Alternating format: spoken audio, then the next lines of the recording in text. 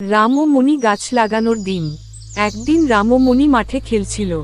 হঠাৎ মণি দেখল রোদ খুব বেশি আর চারপাশে গাছ কম। সে বলল, রাম, যদি আমরা এখানে গাছ লাগাই তাহলে ছায়া পাব। রাম রাজি হয়ে গেল।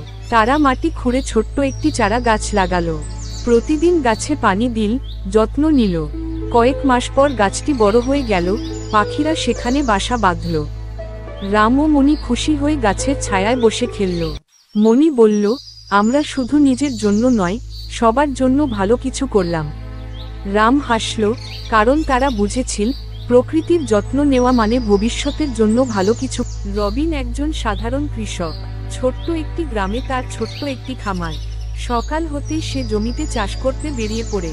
তার স্বপ্ন, একদিন তার ক্ষেতভরা ফসল হবে আর তার পরিবার সুখী শান্তিতে থাকবে। কিন্তু এবছর বৃষ্টি কম হয়েছে। মাঠের মাটি শুকিয়ে গেছে, ফসল নষ্ট হওয়ার উপক্রম। রবিন চিন্তিত হয়ে পড়ে, কিভাবে তার পরিবারকে চালাবে। তবুও সে হাল ছাড়ে না।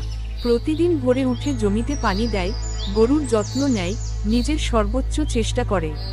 একদিন হঠাৎ করেই কালো মেঘে ঢেকে যায় আকাশ। প্রবল বৃষ্টি শুরু হয়। রবিন খুশিতে আত্মহারা হয়ে যায়। কিছুদিন পর তার ক্ষেত ফসলে ভরে ওঠে। সেই ফসল বিক্রি করে সে পরিবারের সকল চাহিদা পূরণ করতে পারে। রবিন বুঝতে পারে, ধৈর্য আর পরিশ্রমী একজন কৃষকের প্রকৃত শক্তি। যতই বাধা আসুক, যদি ইচ্ছাশক্তি দৃঢ় থাকে, তাহলে সাফল্য